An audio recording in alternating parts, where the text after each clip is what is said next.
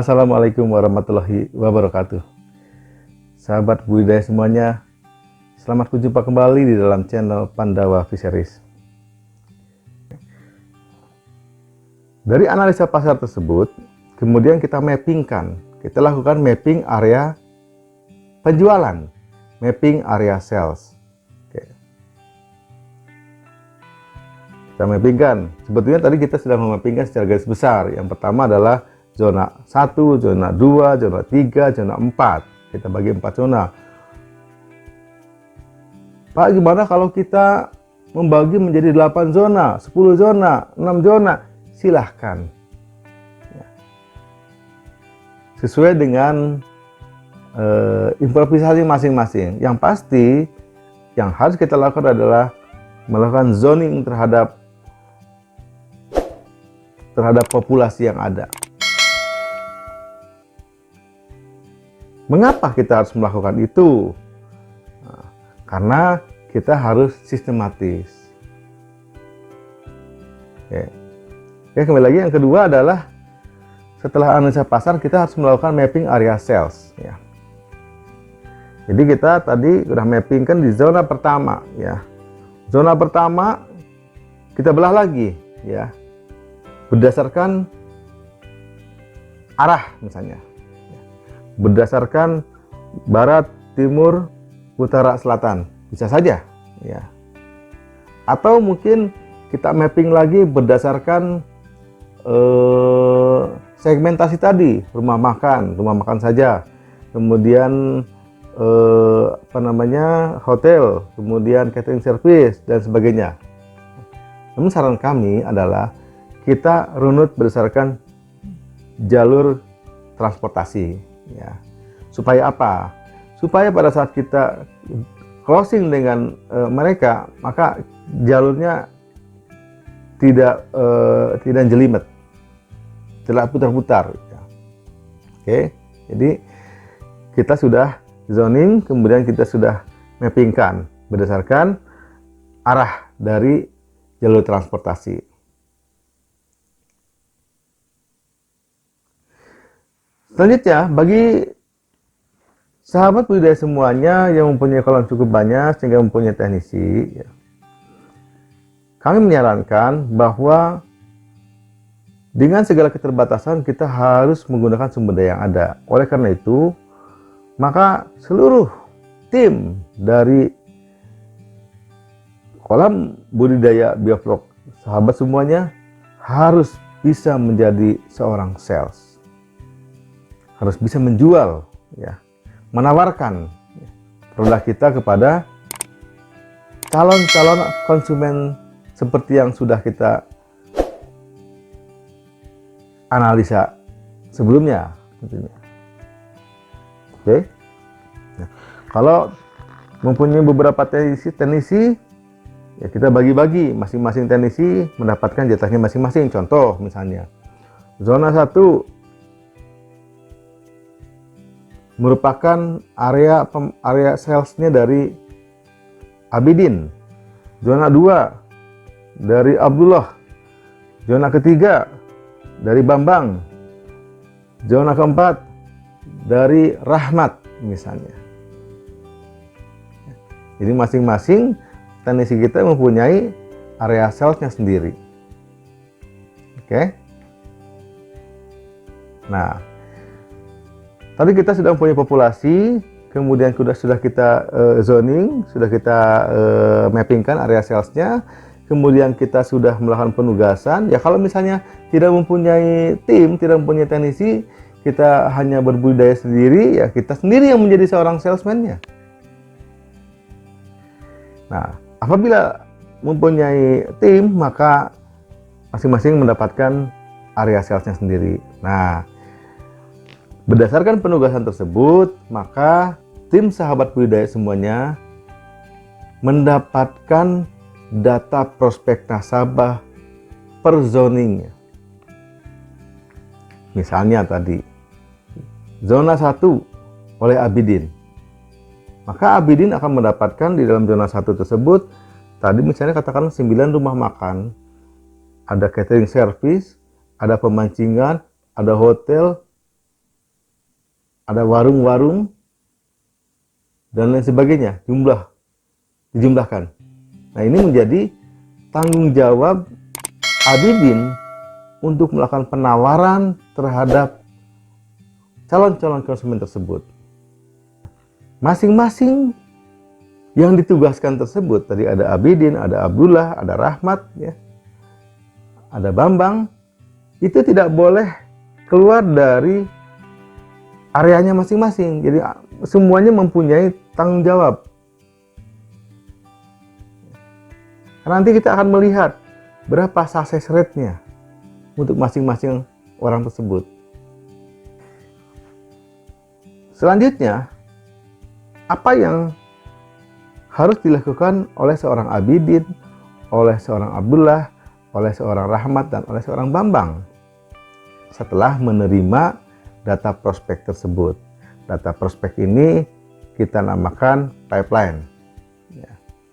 Inilah data populasi yang harus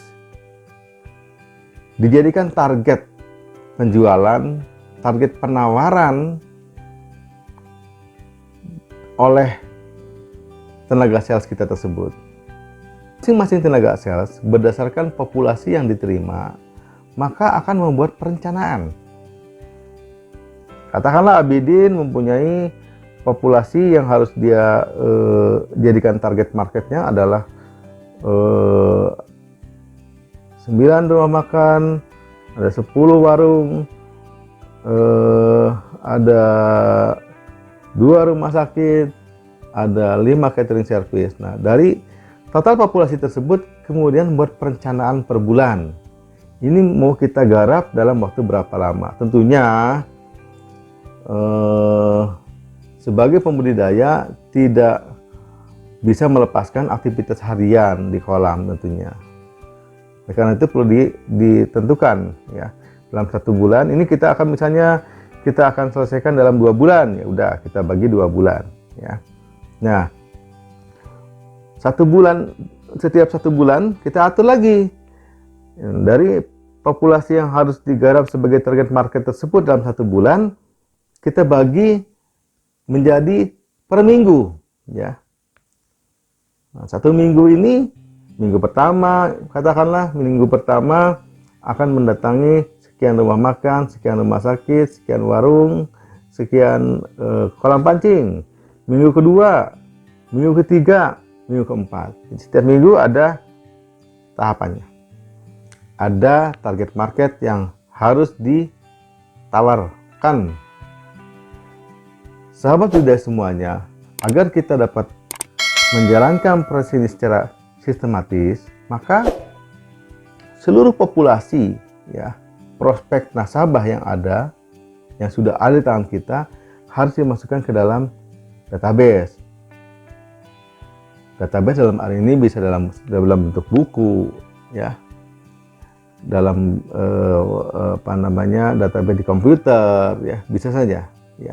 Nah, ya, nanti selanjutnya kita buatkan nih. Ini saya kasih contoh bentuk pipeline seperti apa, ya.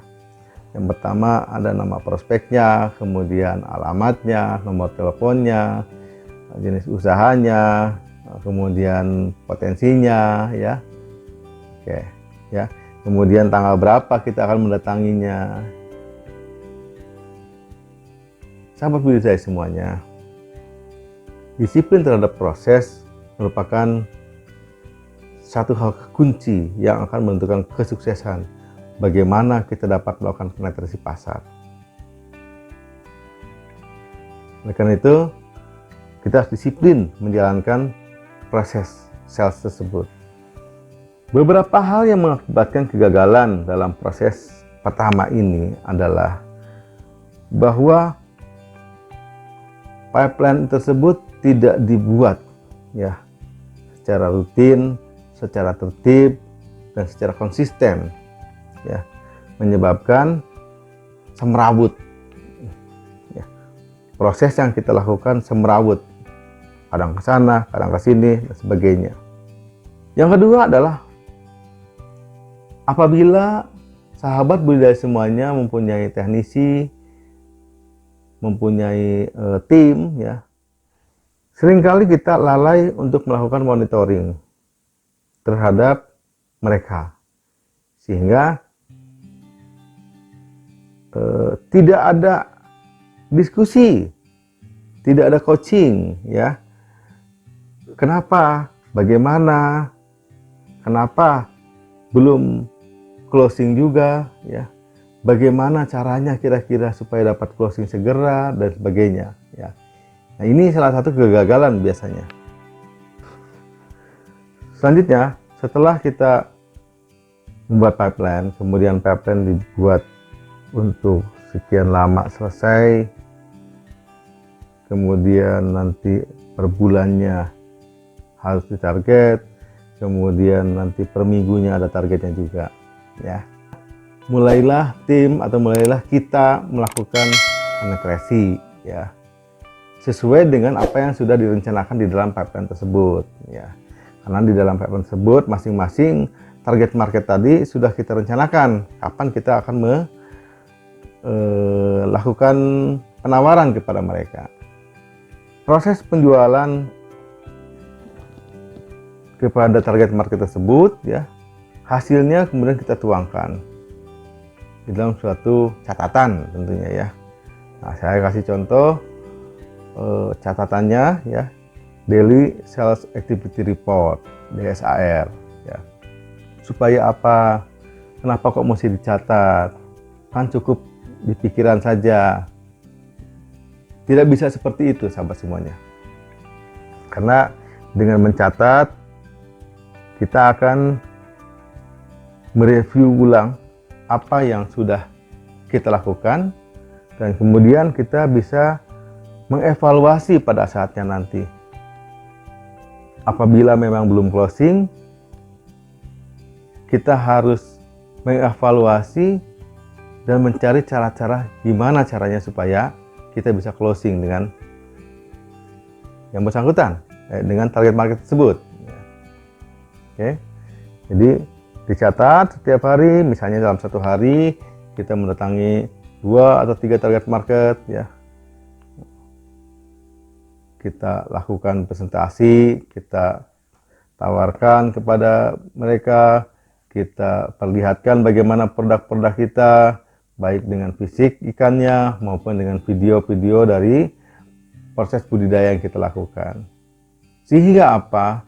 Diharapkan target market kita tersebut yakin, percaya bahwa yang pertama, ya, produk yang kita jual itu mempunyai kualitas yang bagus.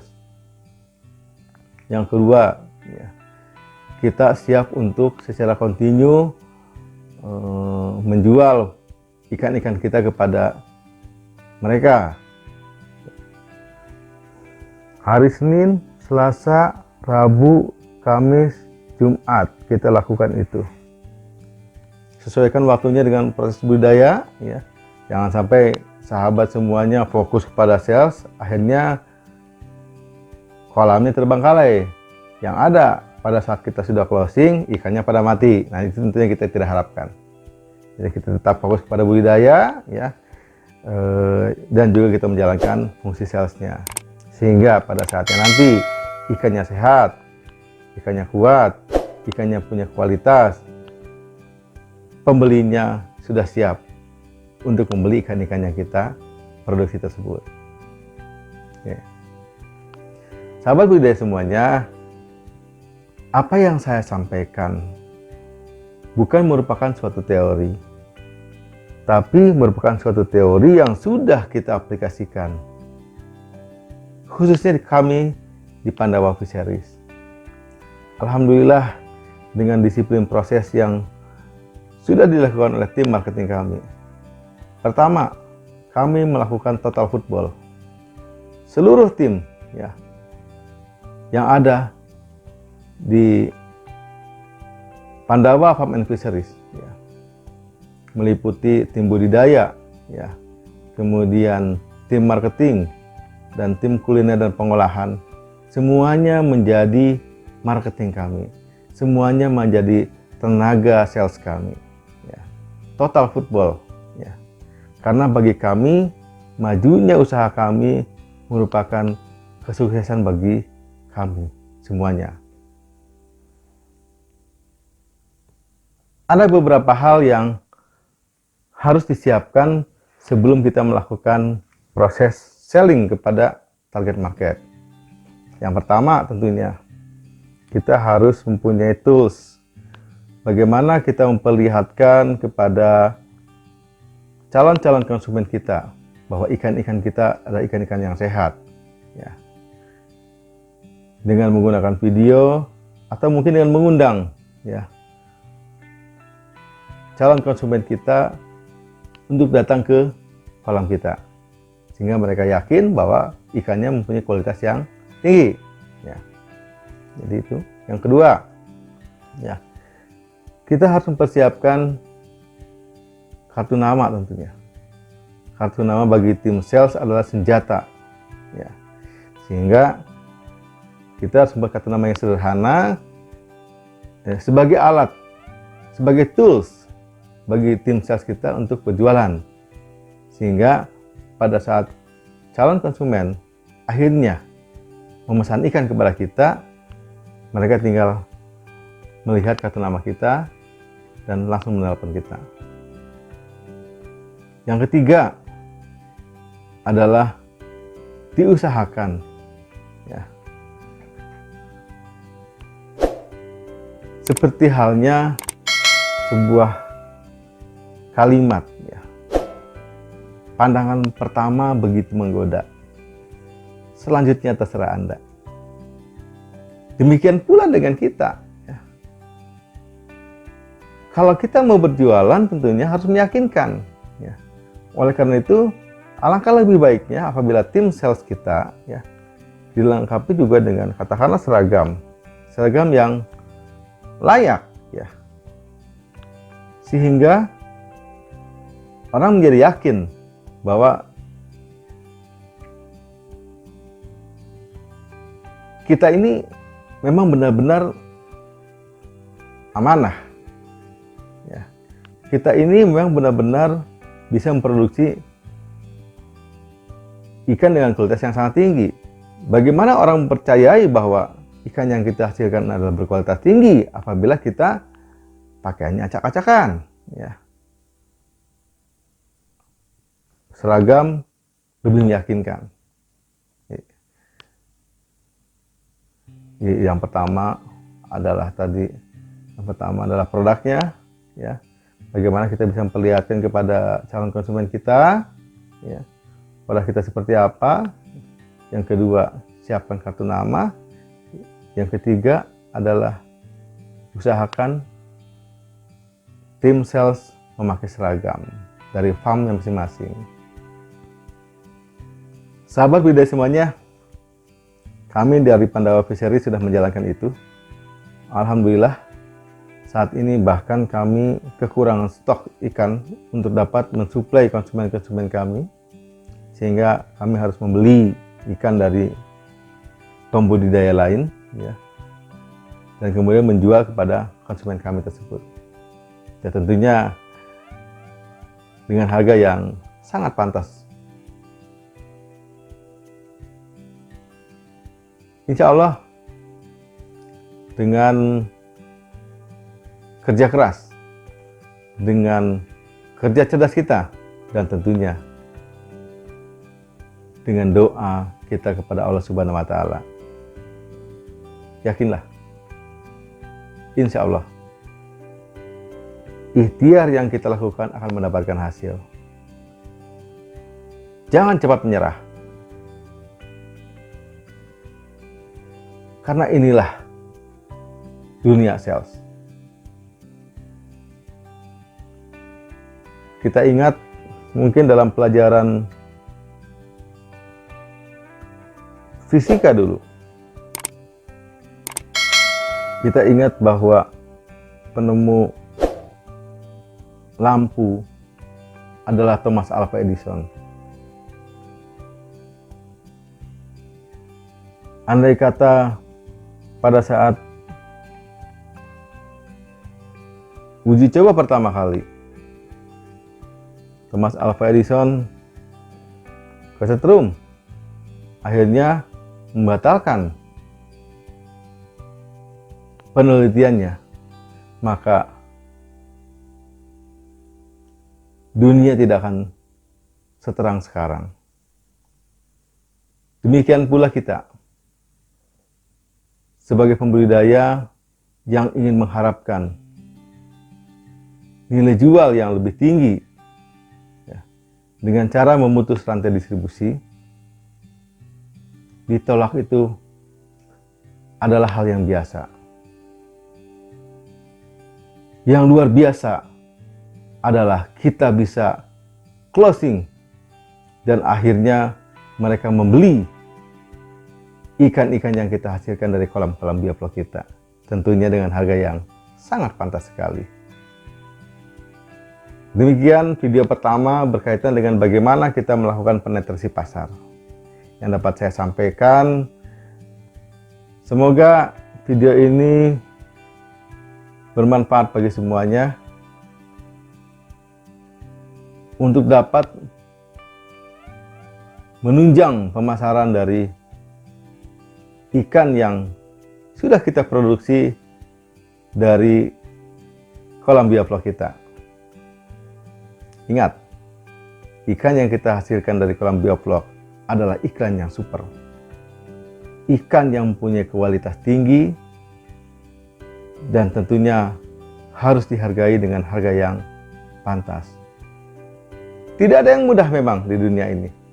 Semuanya perlu perjuangan. Jangan cepat menyerah. Terus kerja keras. Terus kerja cerdas. Berdoa kepada Allah Subhanahu wa taala. Semoga Allah Subhanahu wa taala memberikan kemudahan dan kelancaran atas ikhtiar yang kita lakukan.